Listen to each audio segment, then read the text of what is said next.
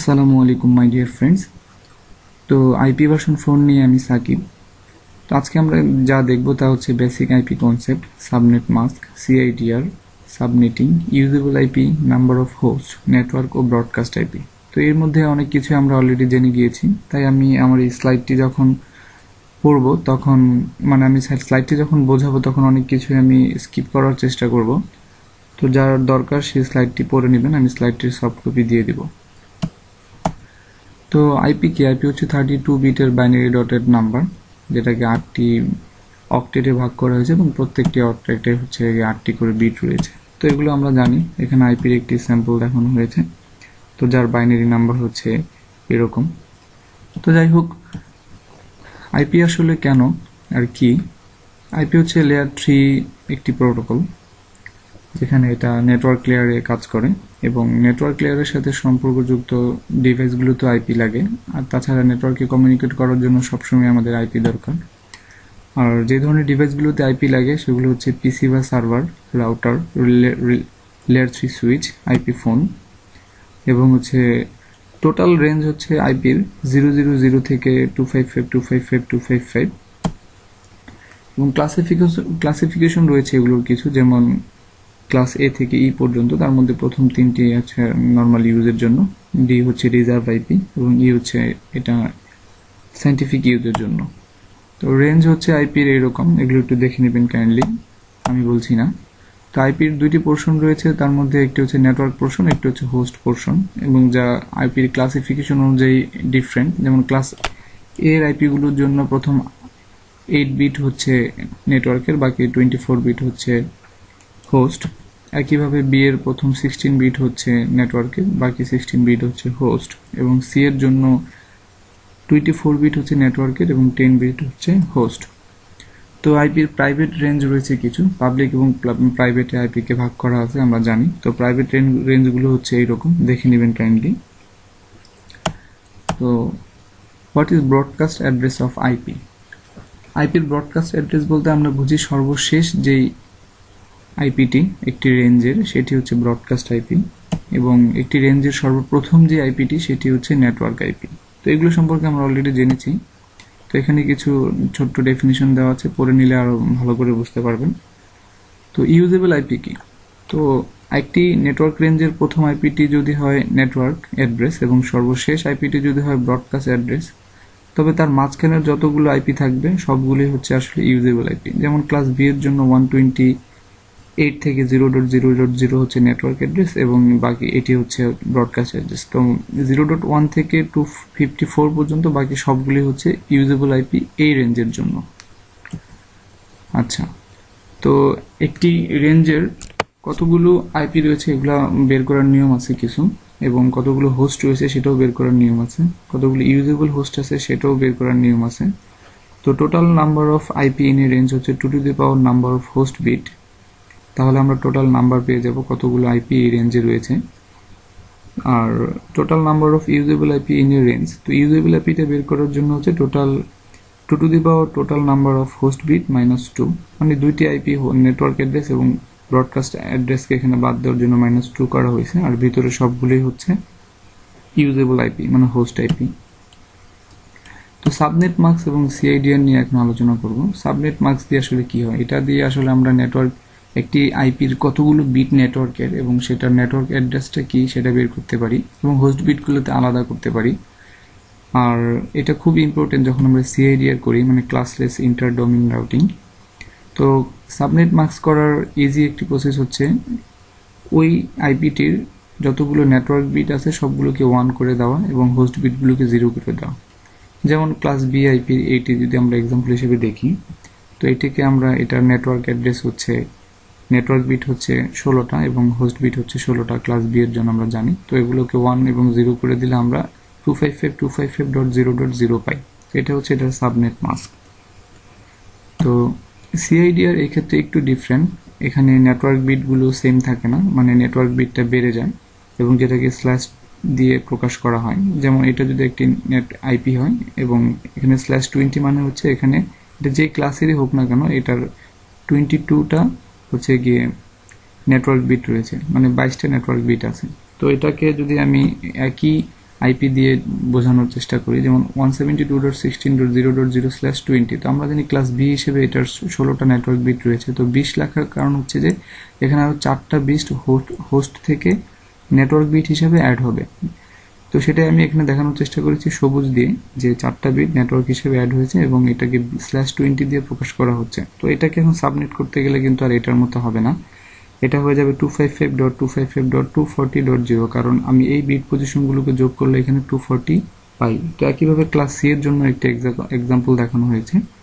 Normally class C এর জন্য হচ্ছে যে 24 বিট থাকে নেটওয়ার্কের বিট হিসাবে এবং 8 বিট থেকে হোস্ট বিট হিসাবে, যার সাবনেট মার্কস হচ্ছে এত। বাট এটাকে যদি আমি ক্লাসলেস করি, সেক্ষেত্রে আমি যদি এখানে 26 লিখি, তার মানে 2টা বিট এখানে নেটওয়ার্কে এক্সট্রা অ্যাড হবে, যার সাবনেট হবে 192।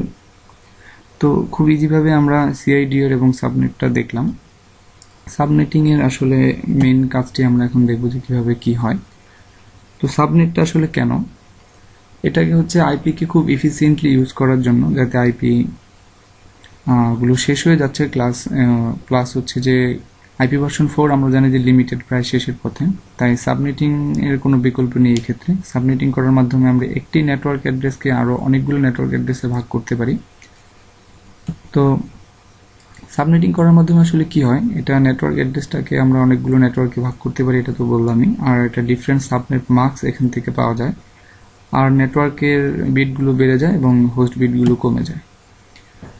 তো এটা আমরা একটা সাবনেট করার সময় আসলে আমরা কি বিবেচনা করব, সর্বপ্রথম যে আমাকে যদি বলা হয় যে সাবনেটিং করো, তো কতগুলো সাবনেট আমাকে করতে হবে, এটা সর্বপ্রথম আমাকে বিবেচনা করতে হবে। আর এই যে আইপিটিকে নিয়ে আমি সাবনেট করব, সেই আইপিটি আসলে কোন ক্লাসের, সেটা আমাকে এই দুটো জিনিস সর্বপ্রথম আমাকে বিবেচনা করে নিতে হবে।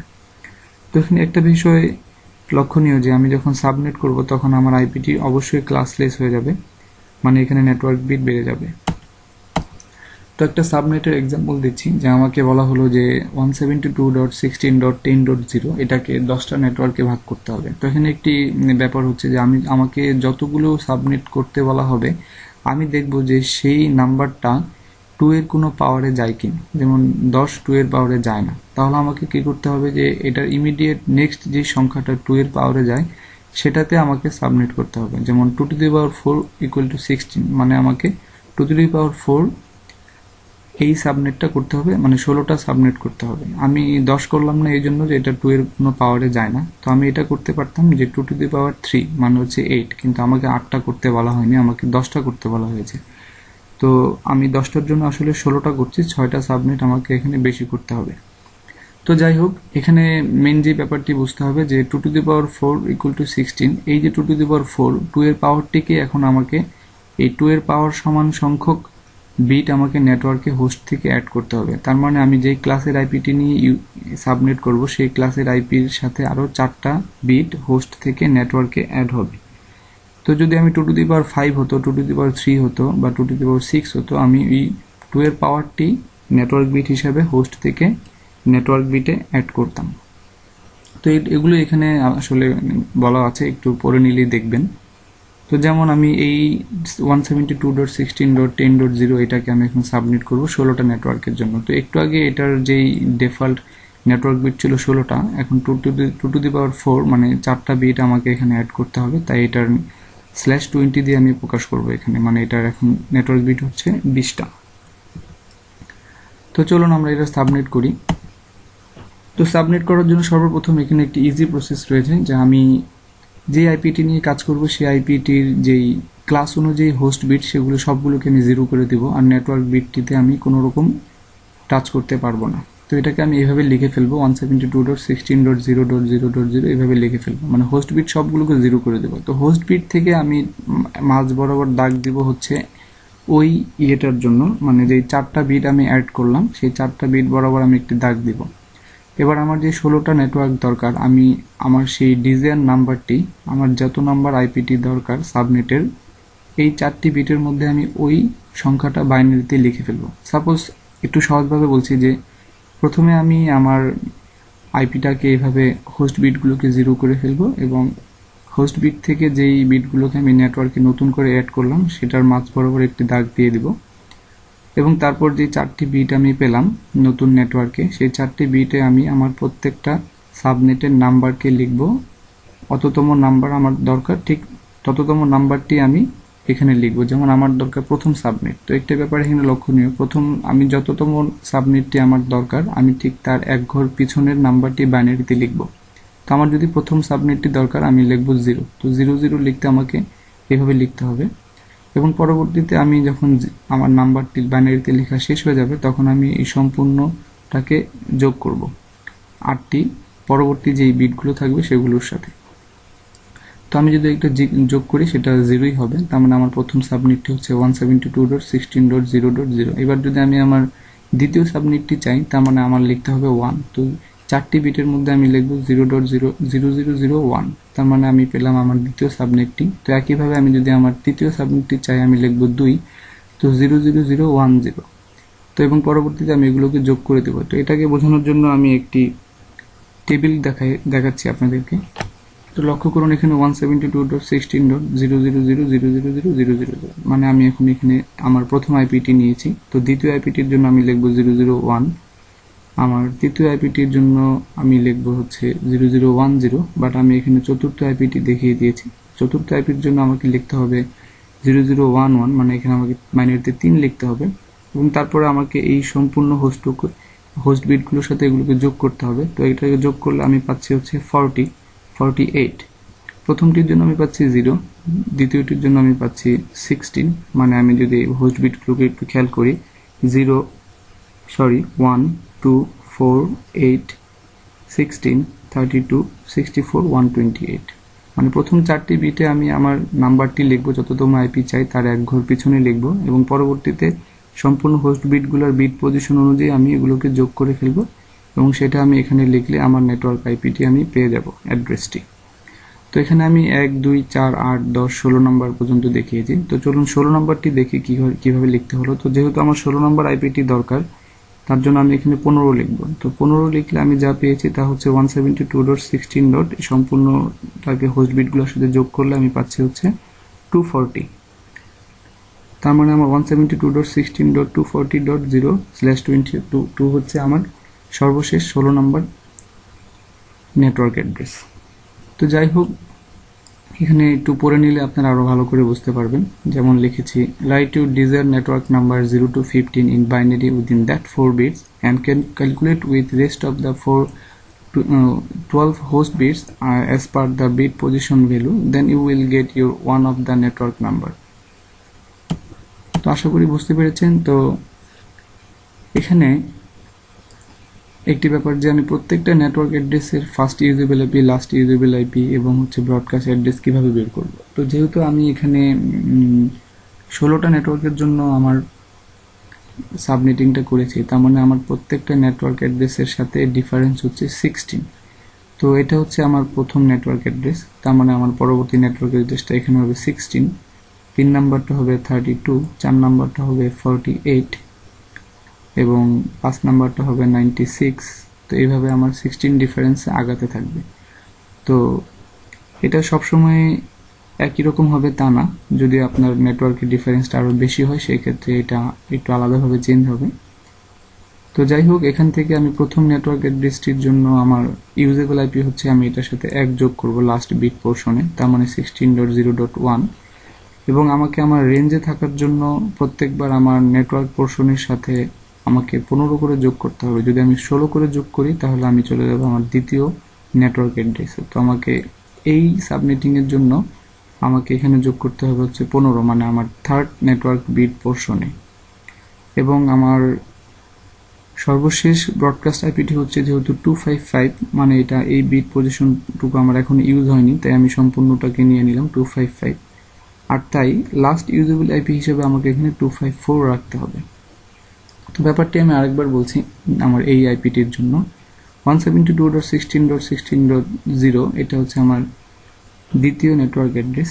তো এখান থেকে আমাকে এটার ইউজেবল আইপি হচ্ছে 16.1 এবং এই রেঞ্জে থাকার জন্য আমাকে এখানে 15 যোগ করতে হবে, কারণ 16 যোগ করলে আমি আমার পরের রেঞ্জে চলে যাব 32-তে, কিন্তু আমাকে এখানে 15 যোগ করার জন্য আমি 31-ই রয়েছি। এবং লাস্ট ইউজেবল আইপিটি হচ্ছে 254, যেহেতু এই বিট পোর্শনটুকু 0 রয়েছিল তাই সম্পূর্ণটুকু ইউজ করতে পেরেছি আমরা, এবং ব্রডকাস্ট আইপিটি হচ্ছে 255। তো আশা করি ব্যাপারটি বুঝতে পেরেছেন, তাই একটু প্র্যাকটিস করে নেবেন, তাহলেই বুঝে যাবেন ভালো করে। তো এখানে একটি ব্যাপার যে এই যে সাবনেটিংটা আমি দেখালাম, এটা শুধু এই 172.16.0.0 জন্য। আপনারা যদি এটার এই ক্লাসের বাইরে বা এই ক্লাসের মধ্যে আরও কোনো নেটওয়ার্ক অ্যাড্রেস বাড়িয়ে কাজ করতে চান, সেক্ষেত্রে একটু ডিফারেন্স হবে, বাট নিয়মটা একই। তো আসলে সাবনেট মাস্কটা কি, এটা একটু জানার ব্যাপার।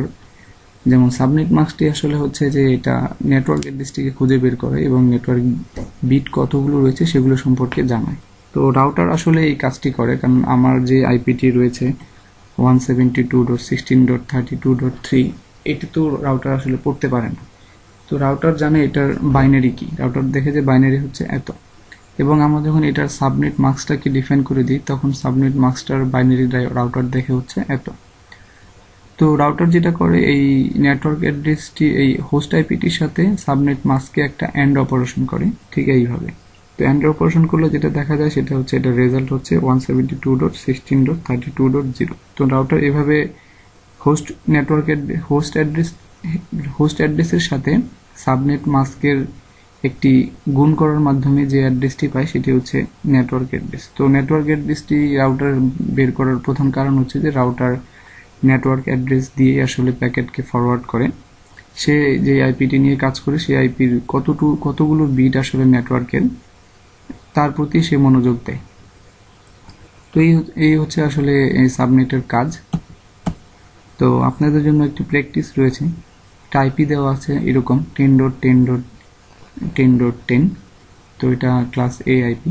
এখান থেকে আপনাকে এটাকে 300টা সাবনেটে ভাগ করতে হবে, এবং 4 number, 10 number, 100 number, 222 number, 231 number, 259 number, 300 number আইপিগুলোর ফার্স্ট এবং last usable IP, broadcast IP এবং নেটওয়ার্ক অ্যাড্রেস কি, এগুলো বের করতে হবে।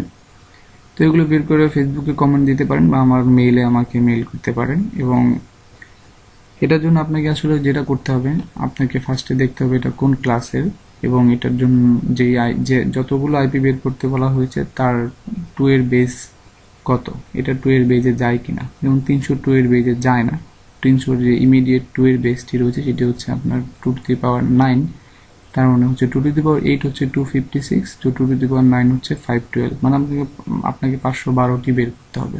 তো 512টি আসলে বের করার দরকার নেই।